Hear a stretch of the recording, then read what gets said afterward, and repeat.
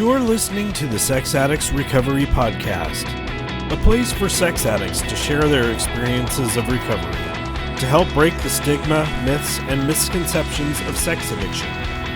This podcast may contain topics of sexuality, sexual trauma, dysfunction, or other things that may be triggering, so listener discretion is advised.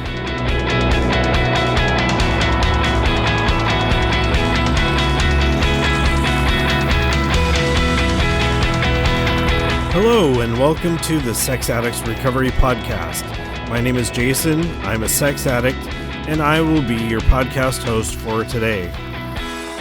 What's going on, everyone? Welcome to episode number 21 of the Sex Addicts Recovery Podcast. It's been a while since I've mentioned it, but this podcast is brought to you by the San Francisco Bay Area Intergroup of SAA.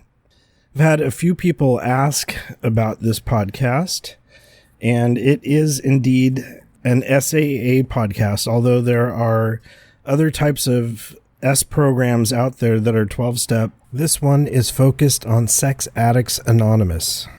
And so I've had questions from people at meetings and at the international convention if this was my own personal podcast, and no, it is not. I am just the host, and it is the San Francisco Bay Area Intergroup's podcast.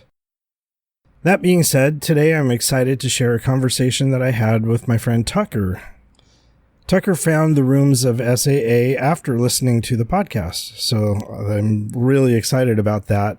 In this conversation, we got to focus on Tucker's relationship with purity culture within Christianity and how that contributed to his sex addiction.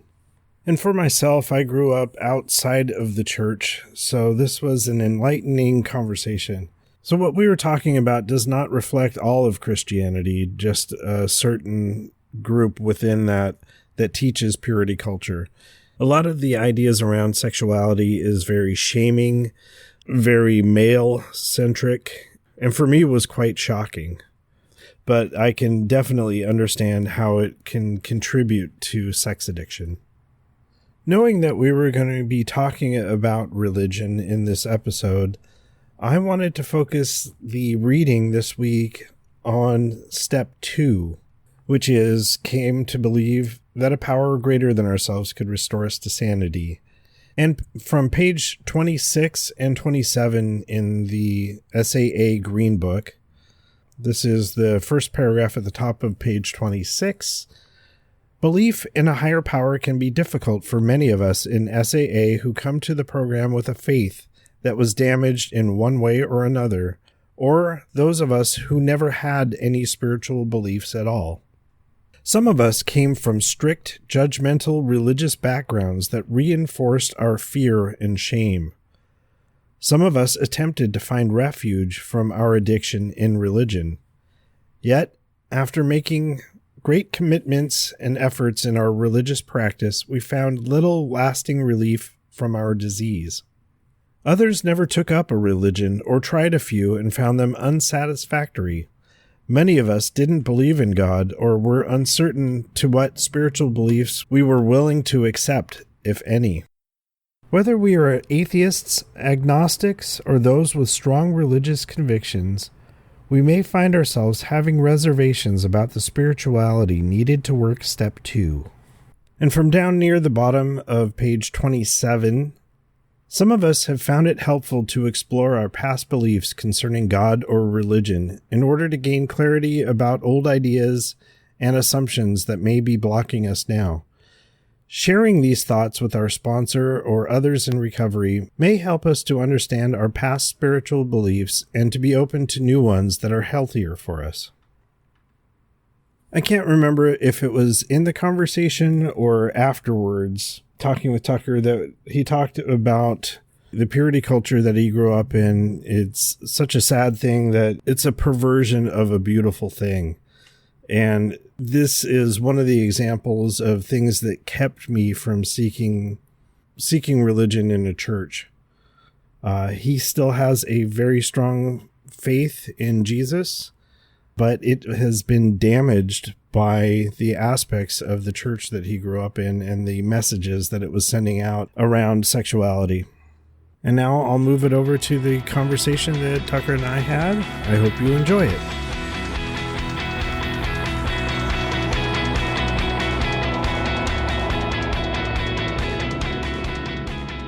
All right. Well, welcome, Tucker, to the podcast. I'm really happy to have you. Yeah. Thanks for having me. Yeah. So you have been joining us on the noon meetings. When did you first start? Yeah, I first started going, it would have been mid-March. Yeah, I kind of discovered this podcast, and I heard about this noon meeting. He kept being brought up, and I was like, I got to look into this thing. Like every day on Zoom. Are you kidding me? That's so convenient. And so, yeah, I've been going probably 1 or 2 days a week since then. And it's really been awesome. Great community. Yeah, fantastic. I've used you as an example that you were able to find the meeting rooms through listening to the podcast first, which is amazing because, like a lot of times people that are listening to the podcast are already in program. And we do have, people outside of the community, therapists and stuff that listen to the podcast. But when you told me you were, you loved listening to the podcast and found your way to the rooms, I'm just like, dude, he's the one that emailed me. So I'm a case study. Exactly. Yeah. That's fantastic. So I usually start off here talking about the 3 circles, a quick way to get to know someone. And then we'll go into your story in a little bit more detail. So inner, middle, and outer circles. So you feel comfortable sharing those? For sure. In my inner circle, it's essentially the biggest one is pornography. That's the main one. But in the height of my acting out, exhibitionism and voyeurism was definitely to different degrees in there.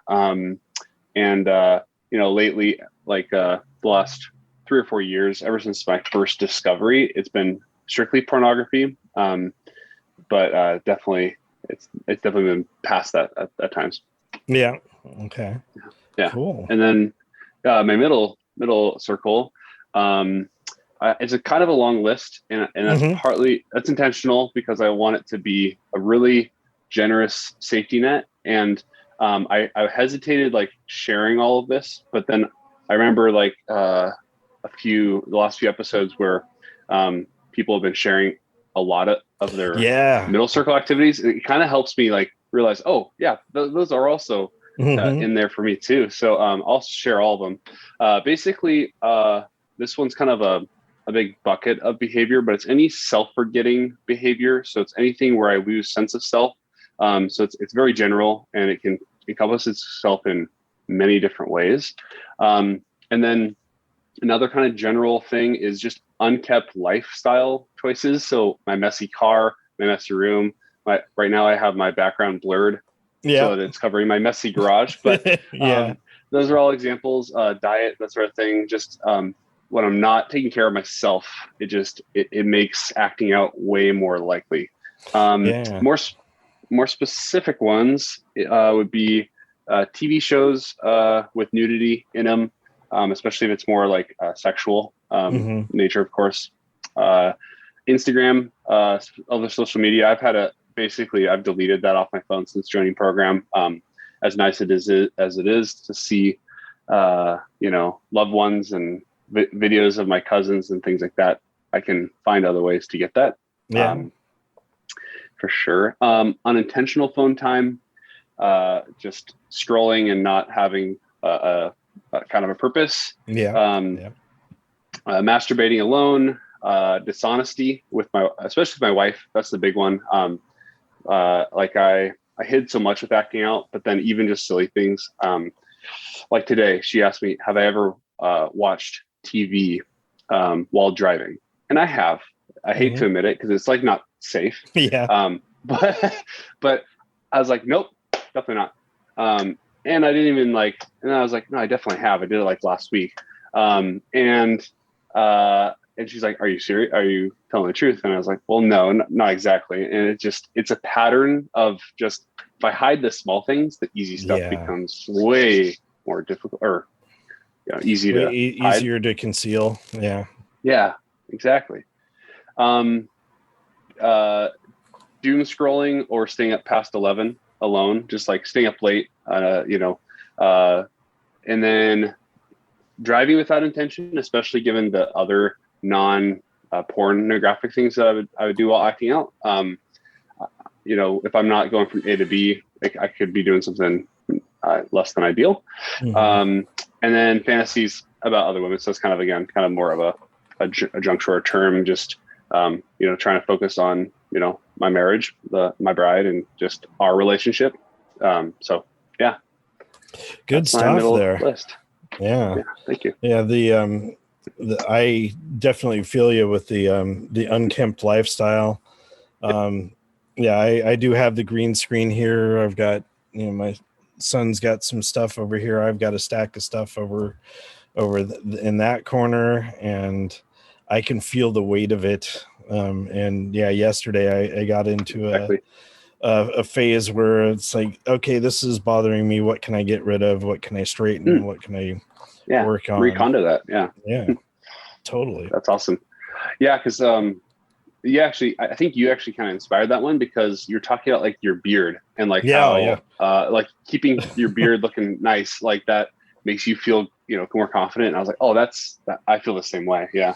It's a hard visual here for podcast listeners, but you can see where my hand is. It used to be down to there. It's just this big old mountain beard, and that's awesome. It got squirrely if I didn't keep it up. So definitely in this year of wearing masks, it's been difficult. So I've tried to keep it trimmed up, but it's still a couple inches long. So that's awesome.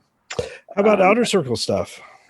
Again, kind of more general one is just taking care of my body. So like the inverse of the self-forgetting, unkept, messy lifestyle. So anything where I'm having a routine and staying on track there. My big activity of that is like when I think of outer circle, it's snow skiing. So I coach skiing for youth and for the race team, and it's really a fun. I just love. It's something I've done since I was 3 years old. A lot of nostalgia, good exercise. I like being cold, and so that's a big one. Baseball is another huge one for me. That's listening to it. Watching it. I'm wearing, I don't know if you recognize this logo, but it's a Montreal Expos hat. Yeah. Not many people recognize it these days. But, I'm not a baseball fan, but I still recognize the Montreal. Oh, good. Yeah. Nice. Yeah. I especially love things that are like throwback. Like no one would understand why I'm into, just unless you know baseball or, or you wouldn't understand it. Therapy's been very helpful, as most people in the program have been to therapy and have that a big part of their outer circle activities. Brewing coffee, listening to music. Oh, nice. Doing that at the same time, oftentimes. And then playing sports is kind of my, actually playing sports and then reading I'm kind of like a little bit of a jock, but also I do like to read, and do some artistic stuff like music and stuff like that. But when I'm acting out a lot, if you look at that list, skiing is like the only thing that's been kind of a constant. Mm-hmm. That even during my acting out, like a lot of those things, like reading, I was telling my sponsor, LJ, who's been on the podcast before, like I told him this morning, like I used to love reading, and it was a big part of, like I read about a book a month, and I'm a slow reader, so that's pretty impressive actually. And when I was acting out, I've only read one book this last year, and I was home most of the year. So like, there was no excuse. So yeah, that's my outer circle. Yeah. Just thinking of, I used to be an avid skier up until kind of the mid 90s. And then I switched over to snowboarding and I haven't gone snowboarding in a couple of years, basically because the heat Yeah. in California, the snow hasn't been that great the past couple of seasons. But I used to love getting on the mountain and just the serenity of being out there on my own. I would usually pop on these headphones and put on my iPod and just tear down the mountain, listening to music, and just being connected out there is a fantastic outer circle thing. Yeah, I that is definitely a big part of it. Is it's a way to connect with nature without it being like super out. I'm not super outdoorsy. I don't like camping, but like it's a nice go between of like I'm doing something with some friends and something that's fun, but also like you're in creation, and it's breathtaking at times. So yeah, sure, yeah. Well, awesome. It's a great list. So from moving on from here, I'd like to hear a little bit. I did hear your first step, so I know some of this stuff, but just to give our listeners a little hint about where you come from. I know we have a definite focus on the purity culture in your church and things that we'll delve into a little bit deeper. But if you want to kind of let us know where you came from, family of origin type of stuff, and then how you initially got hooked into some sexuality issues and stuff. Sounds like a plan. So I've been born and raised into this wonderful family. I do really enjoy my family of origin. We live in the Seattle area. And I've lived in the same like 2 zip codes my entire life. Actually 3 zip codes, but still it's like within it's within a 10-mile radius. I grew up in the church. My parents are both Christians. My whole mom's side of the family, basically a bunch of pastors and theologians and worship directors, and it's a big part of our family. Which there were some definite awesome things about that. Having a shared identity with, not just the people you go to church with, but also most, if not all, of your family members are within the same similar beliefs. There's some cool things about that, especially through like phase 1 of life, when you're an impressionable kid and you don't need to burst your bubble. It's a very safe place, and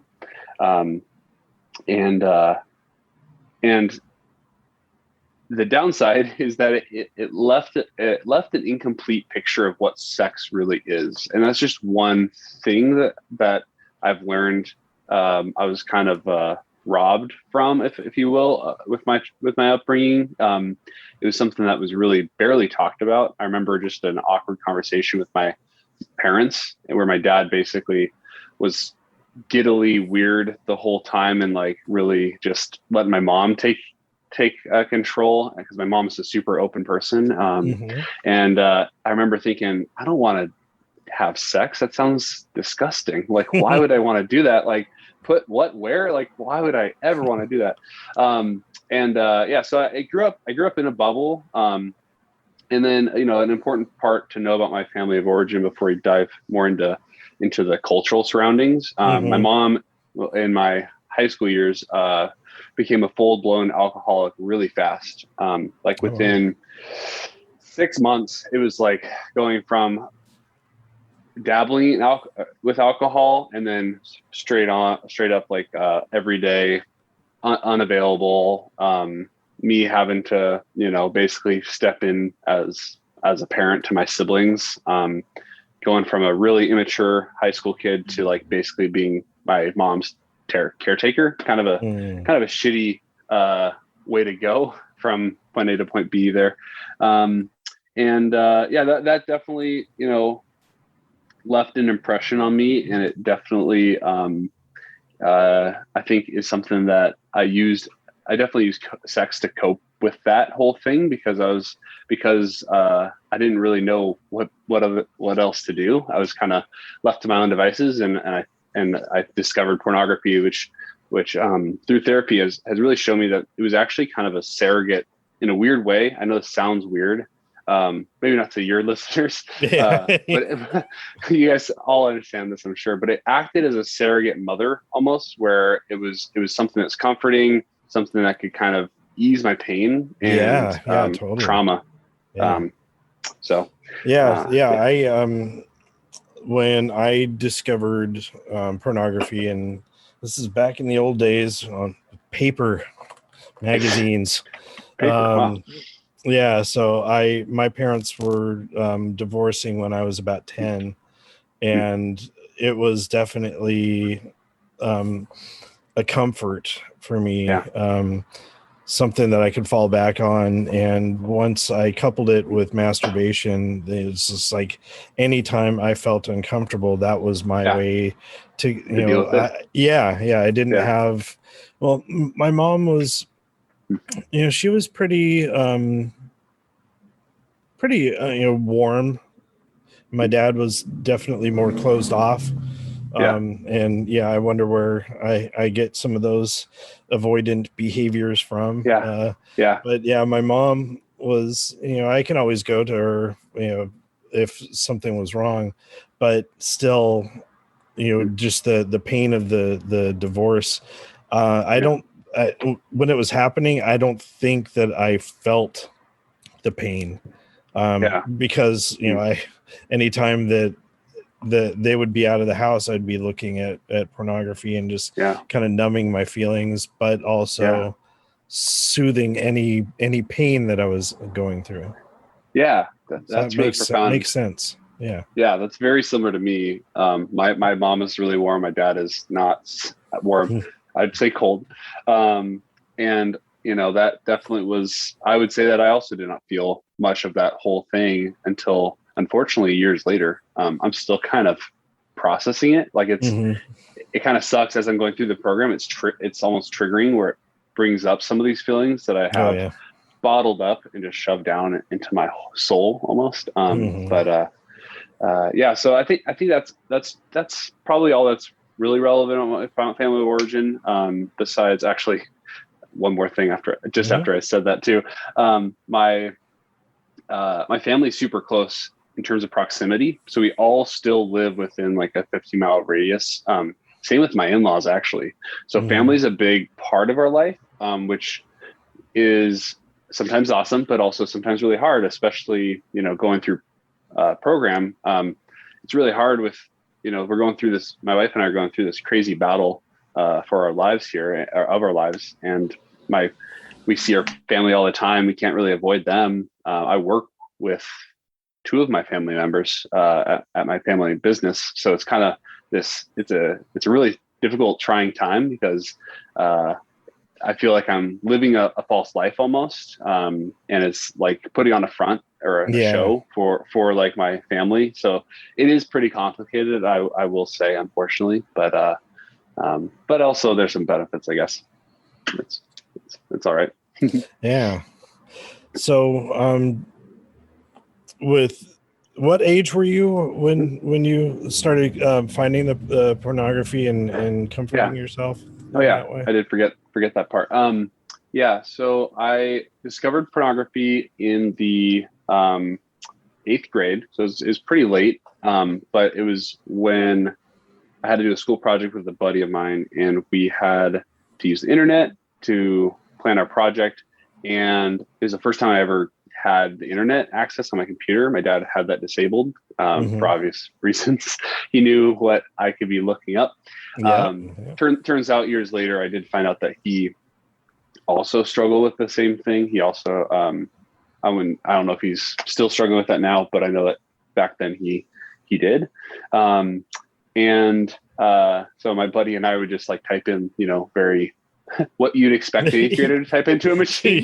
Totally. Because they're like, this Google thing's pretty awesome. And so we didn't do anything with it. We just like had our minds blown. It was our first time seeing it. Well, my first time seeing that. I don't know about him, but I remember that night my parents obviously checked out the internet history, and I didn't know that internet history was a thing.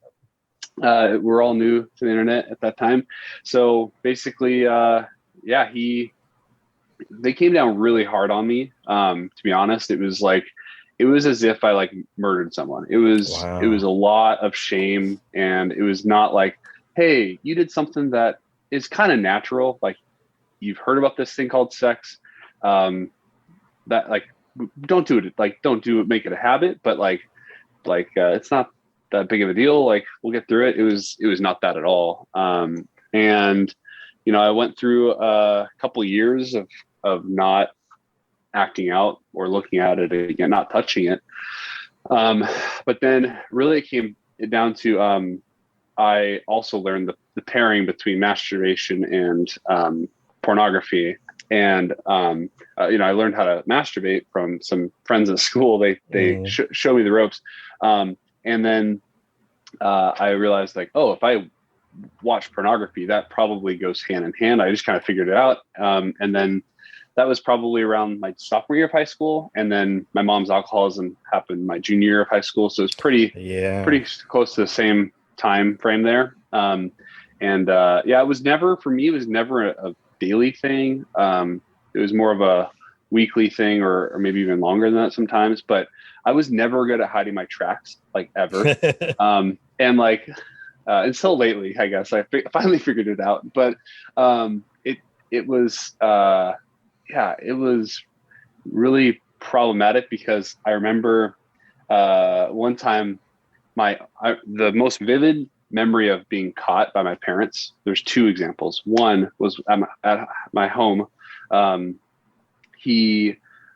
My dad decided to read through my internet history, like the search history, and like basically line by line all the like twisted stuff that I had like Googled in front of my mom. And I was like, oh God. Yeah, I was like head in hands, like, this is the worst thing that I've ever gone through. The one that like really reminded me was like, it's about something about like pubic hair. So it was like very like specific. And I was like, that is not what I wanted my mom to know that I looked at. The other example was when I was at my grandparents' house. I hacked out on their computer, gave them a ransomware virus. Yep. I've done that before. Oh man. And they obviously found out, and I had to write an apology letter to my grandparents and read it to them. And that was just really embarrassing. A lot of shame, which is kind of the kind of key theme here. It just created this shameful thing where it was like a really bad thing, but it also like felt in some ways kind of right or good. So I guess that's the self-soothing, that's the answer to your question. Yeah. When you were talking about the whole shame aspect, I've got two different things I wanted to share. One was, back in the day, I used to call sex lines when I was in probably 7th or 8th grade. I had discovered them, and I didn't realize that those would show up on a phone bill. And so we got this extremely high phone bill. My parents saw the number, and it's like, okay, what's going on here? And who did this? Nice. It gave me a little shaming exercise through that.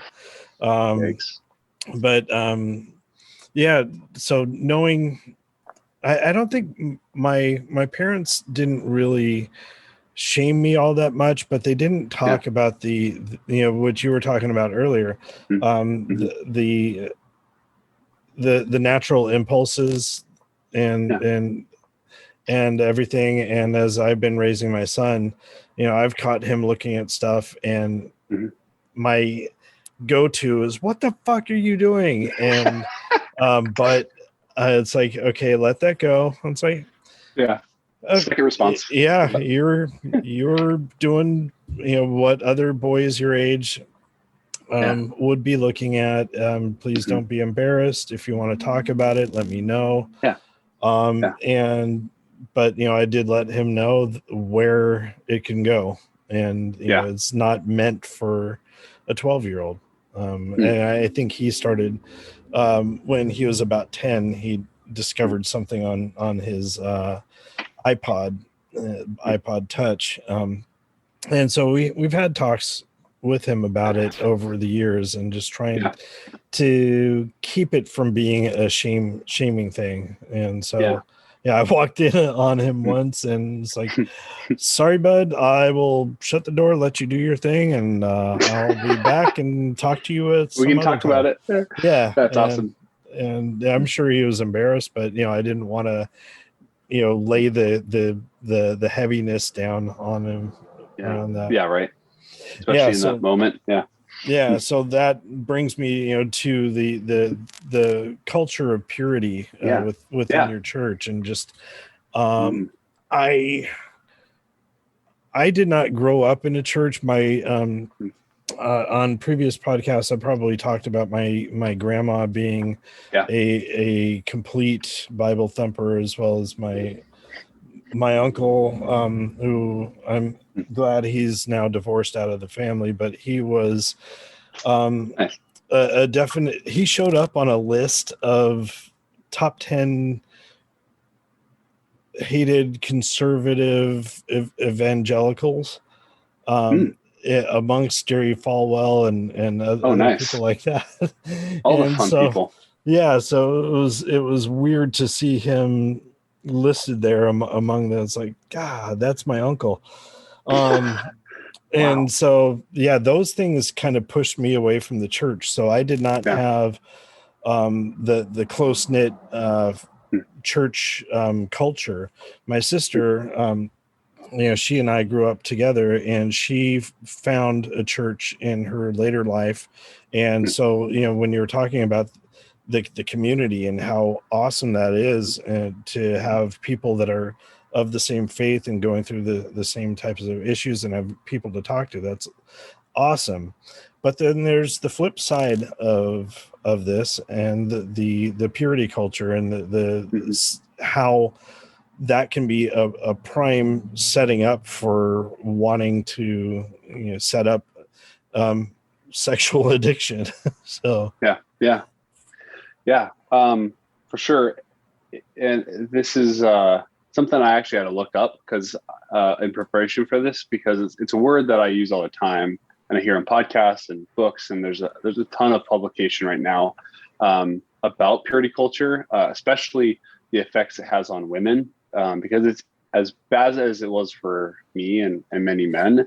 It was even worse for many women, unfortunately, including my wife. So it is something that we're actually actively working through, because we're both kind of we went to this. We met at our home church where we grew up. So we've known each other since like the first grade. I had a crush on her since the first grade, and I can't believe I actually married her, because I was super shy back then, and it worked out. But we both have to undo this a little bit.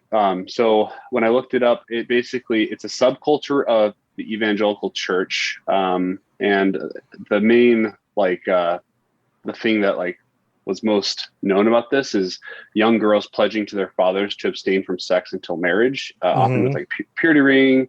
True Love Waits concert or conventions were super big in the 90s, but it's still alive and well today. A big book that was kind of popular, made this whole concept popular, was I Kiss Dating Goodbye, by Joshua Harris. It's a terrible book. He's since basically come out and said that, I don't know why I was writing about this. He was 25 when he wrote this best-selling book about how true love waits until marriage, and you shouldn't even kiss your girlfriend until the wedding day, which led to a lot of terrible YouTube videos you should definitely check out. If people kissing for the first time ever on their wedding day, is terrible. But so basically I have a list of concepts that it kind of reinforced in my head and others' heads as well. And I, for the listeners, think through this a little bit, think about the parameters it takes to create someone who's addicted to sex. And I think that a lot of these things are it's fertile ground for creating sexual addiction, because it's very, yeah, you'll get it when I go through the list here. So first thing, what a woman chooses to wear can cause a man to stumble, and it's actually the woman's fault. So you hear this even in like normal culture, like broad culture, like in like negative ways of like, oh, did you see what she was wearing or whatever? Like that was taught within the church, and it was not taught as like that's a bad thing. It's like, no, this is true. Like when she wears, like, I remember like girls were not allowed to wear bikinis at summer camp, or two pieces, not even like bikinis, like just two pieces. They had to wear a t-shirt over it or a one piece, because otherwise the men and some of the leaders might, stumble and, who knows what would happen. We were taught that men were these horned up creatures that they can't even trust themselves. So we shouldn't trust them. There's a popular rule called the Billy Graham rule, which is basically a man should never be alone with a woman on any circumstance, because she might basically claim that he raped her, or just be above reproach. Just stay away from women. And then we talked a lot about sex, but it was always like as this bad thing that as soon as like you get married, it's going to be this amazing thing. So it's like this weird situation where it's like, don't talk about it at all. Don't even think about it until your wedding day. Then you have to be the most horny person, or else your husband's or wife's gonna leave you for someone else. It's like this weird false dichotomy that just it's tragic. So another one that's really I'm having to work through a little bit, just with my own expectations on sex. But I was taught that basically women don't like sex, and they just kind of put up with it, and it's not really for them. And they just kind of allow it so that the man can kind of get his jollies off and like kind of keep the peace. Pretty messed up, I would say. And it's not true. Like it's a person, it's a human thing to enjoy that sex. And it's not like just men, and women are just left out of it. It's kind of a weird world to be living in. I actually heard recently that there was like some author that basically gave an example of like kind of as an okay thing that like a man having an affair with a woman to basically in an effort to save their marriage, like can be kind of justified because it's better than divorce or abandonment or something like that. And it's like, it's kind of this weird justification that doesn't make a ton of sense logically, but within this culture that I was brought up in, it was kind of the norm. Consent was never talked about. Oh, so geez. Yeah.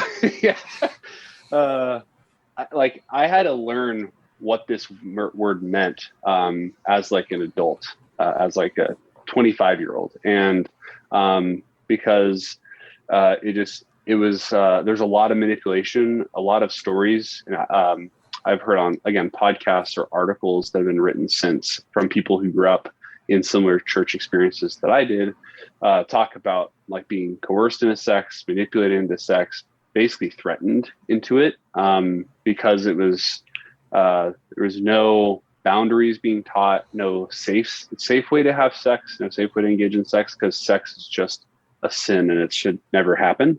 That sort of thing. Unless you're married. Unless you're married, then be a sick freak. Exactly. Yes, that's a good point. One other thing that really impacted me was when I lost my virginity, which happened in high school. I thought my life was over. I remember being super like giddy and like giggling all over the place and like almost drunk. I was inebriated in like a weird way, because I thought that no woman, at least no Christian woman, in the church would like accept me, because like I've just, I've just had sex with, my girlfriend at the time. And thankfully, my wife, when we first started our relationship, I just told her, I was like, there's two things you need to know about me. A, I'm not a virgin, and B, my mom's a recovering alcoholic. She was actually not recovering at the time, so she was a full-blown alcoholic. You need to know these two things, because I don't think any girl would want to marry me because of those two facts about me. And she's like, oh, I actually knew about the second one. I kind of figured about the first one because you and your girlfriend were pretty touchy-feely at church, so I kind of thought so. So thankfully it worked out. But I definitely thought, like, my life's over. Like, I'm gonna have to, like, really settle for someone who is okay with that, I guess. But it was really hard. And then the last thing I think is applicable, and we can discuss it in detail, but I learned about condoms in school, which is good. I consider myself lucky because in a lot of situations, sex ed was either not done, or it was like not done in the term, like, sense of actually teaching about what safe sex looks like. It was kind of the sexual education for a lot of my friends was don't have sex, and just abstinence, right? Abstinence only. And I actually was basically taught that condoms are bad because it's basically premeditated sin, essentially, right? So, like, if you have sex with a condom, you bought a condom, so you were planning on having sex with your girlfriend. So that's like premeditated murder almost, but for sex. And so I had unprotected sex for years. So, like, I did the pull and pray method for like 4 years or 5 years before we ended up having, a couple kids later on. And, like, thankfully it wasn't with a ton of women, but, like, still very dangerous behavior. I'm surprised I did not have a child during that time. So yeah, a lot. That's kind of the bullet point heavy hitters, but you can kind of see a theme of things that, it creates the shame spirals. It creates this, like, dark magic aspect of sex that's, like, really enticing for an adolescent kid who, I was a pretty good kid by most standards. And, like, that was such a draw. Like, it was overpowering, it was a drug. So, yeah. A lot of what you brought up, is just breeding ground for toxic masculinity. Just, the whole consent thing. That's something we talked about at, one of the workshops I did at a retreat in 2019. I think it was, I had titled it "Everything You Wanted to Know About Sex Addiction But Were Afraid to Ask." And so it was this open conversation about different aspects, and we touched on intimacy avoidance and stuff. But we had this great narrative on consent and consent culture, just the trying to relearn things. When you talked about how women dress enticing men and that it's the woman's fault, oh fuck, my wife and I have these discussions about when these Me Too things happen, that we talk about, instead of teaching our girls not to dress provocatively, teach your sons not to rape. Yeah. Let's focus on the aggressor. Not exactly. So there was one time we had a woman that showed up at meetings, and she was wearing really skimpy shorts and stuff, and a lot of the men got triggered. And it's like, what are we going to do? And one of my friends, she piped up and said, you guys need to talk to your sponsor. You guys need to work your steps. That's awesome. Yeah. It's not about her. It's about you. Yeah. And so when she turned that around on the men in the group, it's like, holy shit. It's a different way of thinking. And I hope that we're able to teach our younger generations about that. Yeah, for sure. And we have two kids, and it's definitely something that we're talking through is like, what's the right way to talk about sex with them, even at they're 4 and 2.5, and so thankfully we still have time, but not a ton of time, because the like most of my friends and a lot of people I've met in program, like their first exposure to sex was not far after 4. So, and I'd rather be a little early than a little late. So, it's definitely, it's hard to think through. But it's essential, Yeah, we've definitely had talks about our son around those types of things, and man, just that whole list. This is one faction of why I have stayed away from churches. As I've heard these types of things, and it's like I want no part in this type of thing. Yeah, we had one of my friends through his church. He is gay, and it was funny when I first met him. I thought he was just a total player.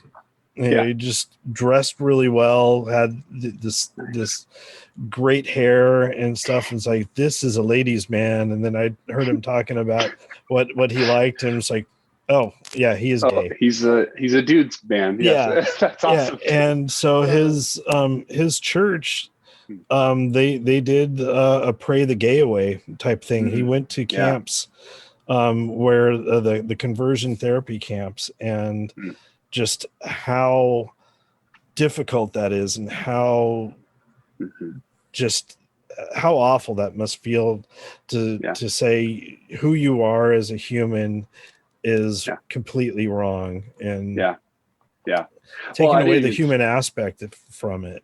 I didn't even get into that part because I was really more focusing about my personal story so, and things that affect me. But that's definitely a big part of that. Like up until recently, and I'm saying like, I don't like to admit it, but like the last year or two, I was definitely more that camp. I wasn't the pray the gay away. I was never a conversion therapy kind of guy. I always thought that was kind of fucked up. But which it is.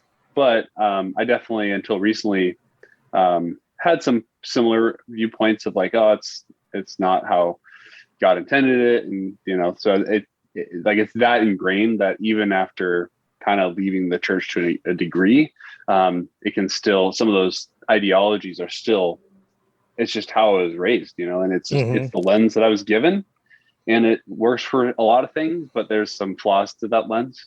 It's a good point. The other thing I do want to kind of bring up a big part of my story. So after discovery, which I'm very thankful for now, I was not thankful for when it happened in 2015, but it really saved me from I was on a quick spiral, just like my mom's alcoholism. Like it was a quick spiral into the abyss. But I decided to, or my wife decided for me that I'd go to basically a men's group that discussed porn issues and things like that.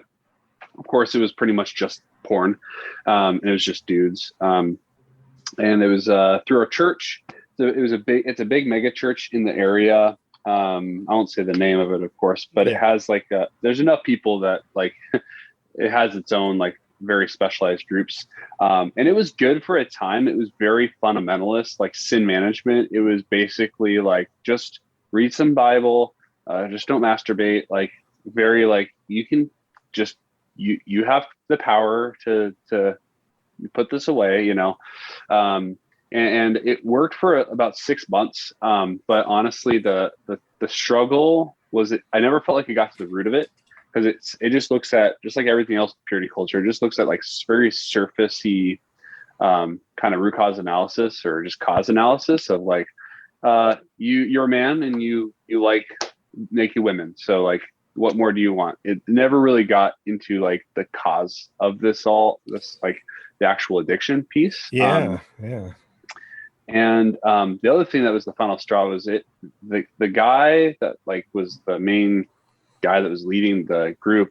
He had some like bone to pick with AA and 12-step programs in general. He tried AA, tried NA for his other addictions, and then I don't know if he tried our program but he had some really terrible things to say about it. And from my perspective, AA is the only thing that got my mom sober. And I'm so thankful for AA. Before I even got into the program myself, like I've always had mad props for AA because it really, I saw what my mom went through and the person she became, though imperfect. She's definitely grown as a result. And hearing someone week after week, like just ragging on it, I was just done. And so I checked out SAA, but honestly, like the first time I went, I felt like the minority. I felt like an outsider because, honestly, it was a judgmental standpoint. Also, part of it also is, as we've heard on your podcast and just in the rooms and stuff like that, like a lot of people in their story, in their background, have some sort of sex abuse, and I don't have that. So like even to this day, there's definitely days and times in meetings where I'm like, I feel like I'm like the only one that didn't go through that. But also I've been hearing more and more people with similar stories with mine. The downside, I think, with the culture that I grew up in is there isn't, because SAA is not a Christian organization. A lot of times people are discouraged from seeking organizations outside of the church when there's options within the church. Because like even the higher power thing, right? That was a big bone that guy picked with you guys, or us in the SAA. Like that, because it's not professing Jesus is like the only option. You got to throw the whole baby out with the bathwater. And so I suspect that there's probably, like, if the church ever figured out a way to like make it normal for SAA to like be an option for people, like this fellowship would blow up in terms of the size. Like there's probably because there's so many people I know, like almost every guy I know that has struggled with pornography. Like I only know 2 individuals that I've ever met, and I've talked to like hundreds of them, 2 individuals who claim that they've never looked at pornography. And if we trust them, that's still, even if we can't trust it, like that's still impressive that only 2 would not admit to it. So I think it's a serious problem, for sure. But yeah, one of the things I was thinking of, so the noon groups that we have, we're all based from a Santa Clara meeting, and the church we're in right now is fine, but this is our 3rd location, and we started off at the Alano Club, and they actually closed, and then we went to a church, and they got bought out by another church, and they met with us and kind of interviewed us to see if we were promoting Christ, and I said no. We promote people finding a relationship with a power greater than themselves. Which could be Christ, but also could be a lot of other things. And so we have people of all different faiths and people of no faiths, and they said, well, that's great, good for you, but we don't have a place for you at our church. And so we lost out on that room, and we had a pizza place right next door that we met at for a while before we got the church where we are now. But I remember having those conversations and just how weird that was. Just trying to let them know, 12-step organizations, 12-step meetings are not based in any particular faith, and just to let them know we bring people to God. It may not be the God of your understanding, but it is making better people.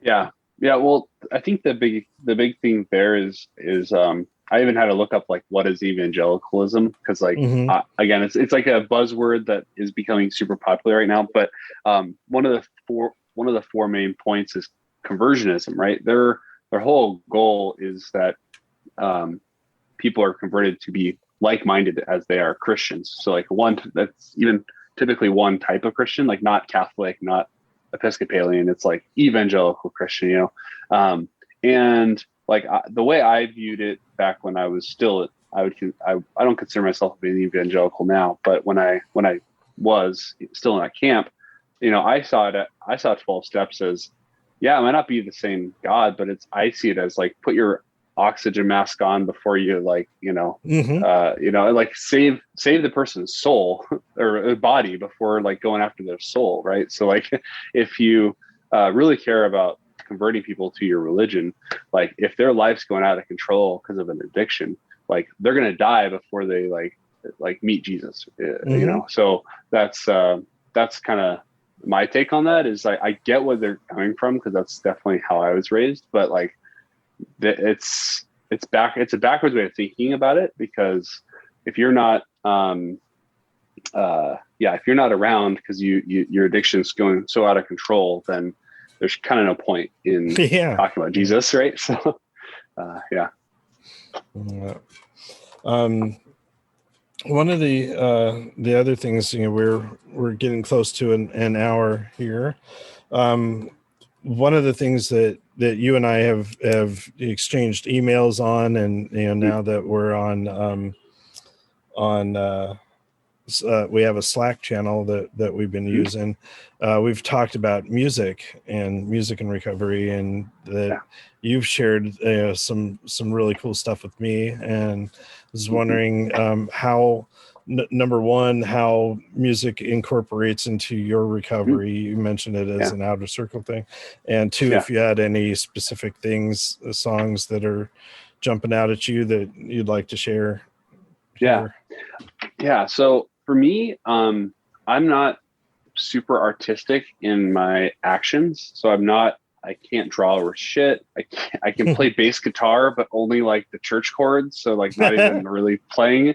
I don't, yeah, I like to enjoy. I can enjoy art. I can be a consumer of art, and I consider music art, of course. And so for me, as we've talked about on via email back and forth, like music's really been a powerful thing for me, because I can hear a lyric that I've heard 100 times, but because I'm in the program, it has this new application, and I'm Mm-hmm.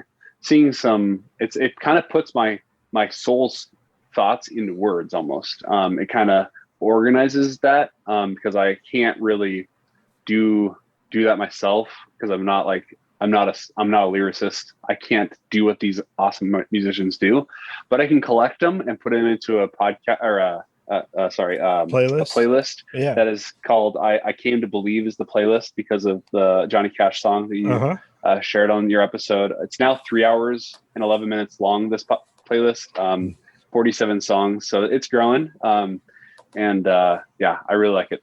So, and the latest one that I came into is the song called "Want" by Birdtalker. Birdtalker is kind of like this indie band that I recently got into, and I love it when I find an artist and I discover it like their first album or whatever, but then I find out like a year or two later that they have had a bunch of EPs that I hadn't heard yet. Mm-hmm. And so that was one that I just somehow stumbled upon. And it's beautiful. It's an a cappella song about, I don't know. I just see a lot of recovery words in it. But yeah, there's a ton. I could go on. We could have another episode about Oh, totally. podcasts or music for sure. Yeah, yeah. The music and recovery one that I did was just me flying solo. So Yeah. yeah, eventually I want to cover that in a roundtable Hmm. Very forum cool. where it was I have a lot of friends in program that definitely Yeah. relate to music, and Yeah. we have that connection. So, Awesome. awesome. Yeah. Are there any other things you wanted to share before we close it out here? Yeah, I have something that just came to mind. What's that called? It's like a burning desire. That's Oh, what we yeah, call it in the yeah. program, right? Like, okay, so I don't expect a ton. I honestly don't expect a ton of people who are like outside of SA who like are in the church. I don't expect it to necessarily get to those people. But if you are someone who like um, is in the church, and also maybe contemplating SAA, I just want to encourage you. Like, this is something that like at first may seem different than what you're raised on. It seems kind of weird. It's like a different liturgy, basically. Like, it's all different things, different rules. But I've just found that it's not as different as I thought, and it's something that it's super helpful. And even though it's not like from the church, I think it's something that's that really there should be more of a close connection. So yeah, I think it's keep trying, come to the noon room, because the noon room's awesome. So yeah. Beautiful. Yeah. Yeah, it's a great way to wrap up the conversation here. Mm-hmm. So yeah, I really appreciate having you on the podcast. And what's really kind of meta is that you discovered the rooms through the podcast, and now here you are, being one of the people. Giving back. Yeah, spreading the message. Mm-hmm. So fantastic. Sure. Thank you so much, Tucker, for joining us. You're welcome, Jason. All right. I'll see you on a noon meeting sometime soon. Yes. All right. Awesome. Thanks, Tucker. All right. See ya. Bye.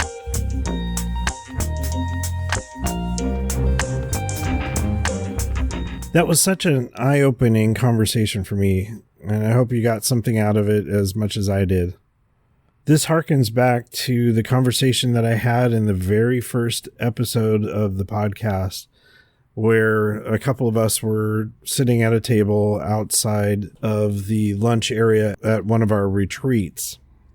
One of the guys in the middle of that conversation talked about the book that he got from his mom on dealing with human sexuality was the Bible, and how he went to purity camp or something similar to that.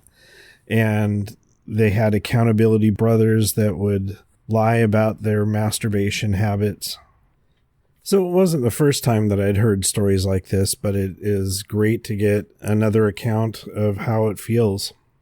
There were a lot of things that we brought up after we got finished recording that we can perhaps talk about on another episode.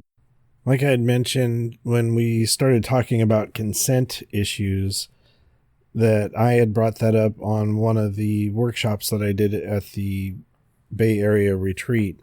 And that was one of the subjects that I hope to tackle on a future episode of the podcast as well. Towards the end of our conversation, Tucker brought up a song called Want by Birdtalker. And the recording here that I'm going to play is, like he mentioned, an a cappella thing, and they did a live recording in this beautiful building. I found the link on YouTube. And before sharing a little portion of the song, I wanted to read some of the lyrics that Tucker was talking about. Verses 2 and 3 really jump out at me. I don't want to have a dagger tongue. I don't want my words to be a weapon, but a healing bond. I don't want to have a dagger tongue. I don't want to have a heavy mind. I don't want to hold these thoughts that are chains of iron. I don't want to have a heavy mind.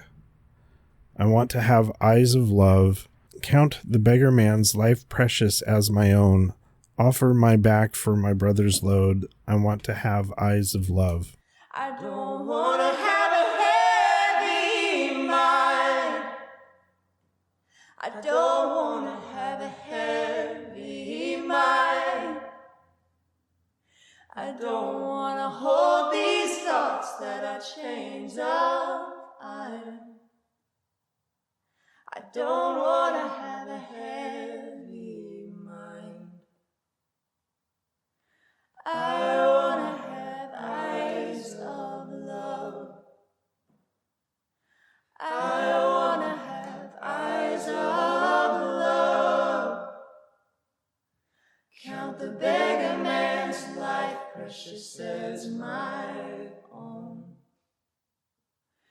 off of my back from my brother's load. I wanna have eyes of love. I wanna have eyes of love. Such a gorgeous song.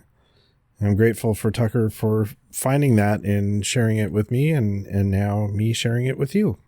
Well, my cats are starting to freak out here, making some noises in the background, so I'm going to wrap up the recording of this episode.